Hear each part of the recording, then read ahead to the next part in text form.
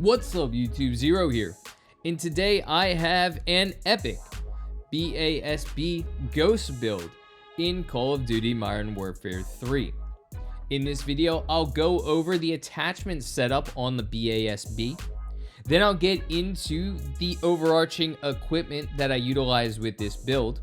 Then at the end of the video, I'll talk about when this is best for and what type of players this build is best for. And then, of course, I'm going to talk about what I love about this build at the end of the video. Now, before I get into it, I do want to say, if you do enjoy this video, feel free to give it a thumbs up and hit that subscribe button for more Call of Duty content. It does really help out me and my channel. Thank you so much in advance for doing so. Without further ado, let me talk about the BAS-B Ghost build that I have the attachment set up for. Now, first, I am going to have a muzzle. It's going to be the HMRES mod suppressor. What this is going to do, of course, going to make the player undetectable by radar. You're a ghost. You don't want to be detected by radar when you're shooting, and it's going to increase the bullet velocity at a cost of a little bit of recoil control. Then next, I have an underbarrel, and what this is the Holger vertical grip. This is going to help out with the gun kick control and firing aim stability at a cost of aim down sight speed and sprint to fire speed. Next, a laser. I've used this on a lot of my other builds before. It's the SZ1MW3. This is just enhancing the aiming stability, which is crucial if you want to fire like a laser. Now on to the magazine. That's right, I do have a 45 round mag. If you've used the BAS-B, you'll know it comes with a 20 round mag, and that just feels like it is not enough. 30 is pretty good on a lot of guns, but 45 makes this even better. Yes, it's going to be at a cost of aim down sight speed, reload quickness, movement speed, and sprint to fire, but being a ghost, you're going to be able to hide and reload your gun a little bit easier than other builds. But what this does, it allows you to take out multiple enemies at once, especially in a quick area, so you don't have to worry about reloading if you come across 2 or 3 enemies. Last but most certainly not least, a rear grip. This is the STT88 grip. What this is going to do, of course, I love it, increase firing aim stability. Really, the firing aim stability is extremely important to make the gun fire like a laser. Also helps out with the gun kick control and recoil control at a cost of aiming idle sway. So what you'll see with this attachment build that I've done is I have really made it so you can fire like a laser. You want to take out enemies quickly. They're not going to know you're there because of the suppressor, but you want to take out enemies quickly so you're firing as straight as possible. Enemies aren't going to know you're there. The aim down sight speed isn't as important because hopefully you're sneaking around, you're coming up on enemies like a ghost, but having that 45 round mag is critical because you can take out multiple enemies at once without having to worry about reloading, and then you can get to a safe area and reload when you need to. So this build in general is absolutely epic, not just for a stealth build, but in general it does really help fire really straight and take out multiple enemies in a very quick time.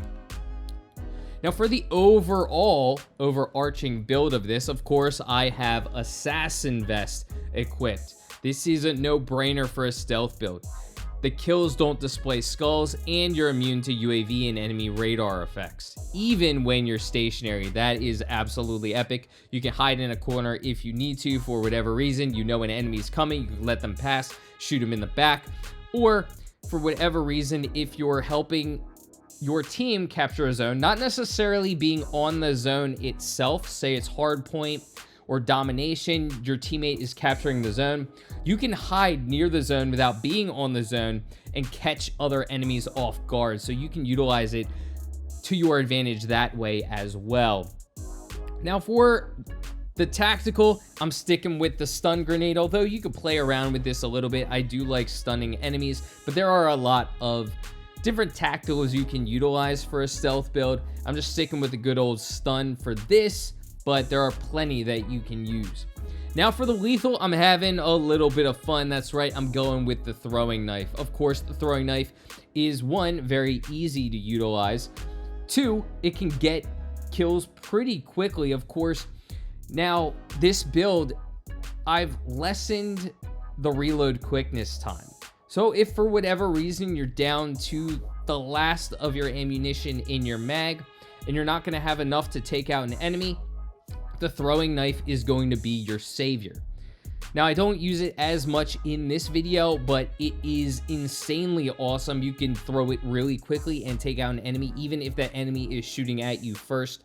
Again, it's also great because reload speed is not going to be your friend on this build. So being able to utilize a throwing knife, and it's also a great way of killing an enemy, going over them, collecting the knife, killing an enemy, etc. You can rinse and repeat if you get good with the throwing knife, and I absolutely love utilizing the throwing knife. It's fun too.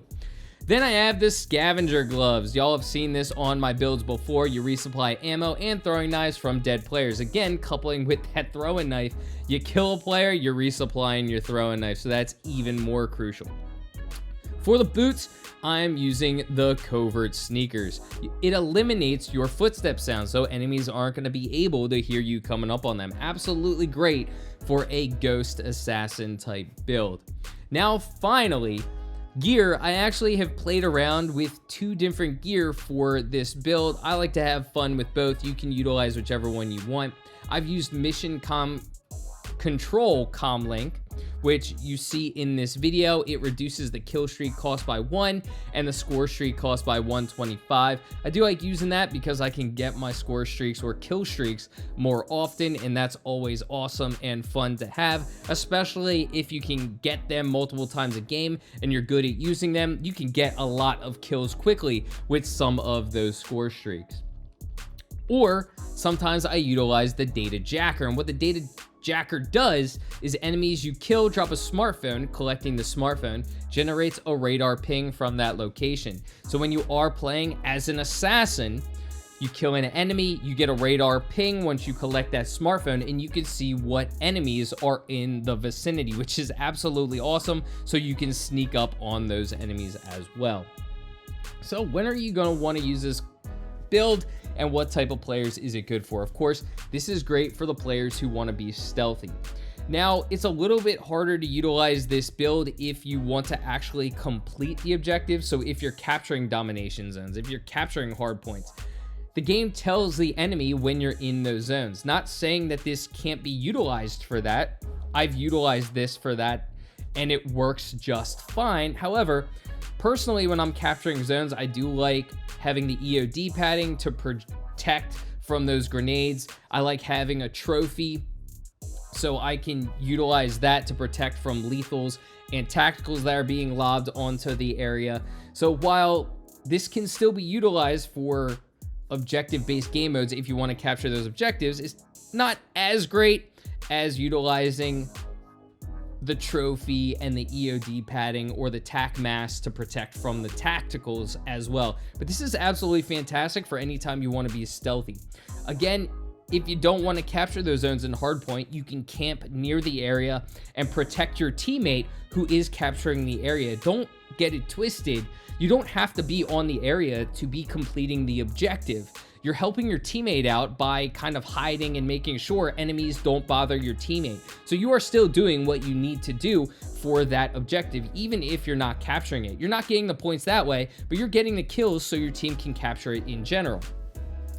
That's what I love about this build. It is absolutely fantastic as an assassin build, and the attachments on this gun in general make you fire like a laser. I absolutely love it. But let me know in the comment section what you think of this build. This is one of my favorite builds on the BAS-B. I hope y'all love it as well, but let me know in the comment section what you think. Is it similar to your BAS-B build? Let's talk anything Call of Duty in the comments section. We are coming down to the end of the video and to the end of this match. I hope you enjoyed this video, and if you did, again, feel free to give it a thumbs up and hit that subscribe button. And until next time, peace.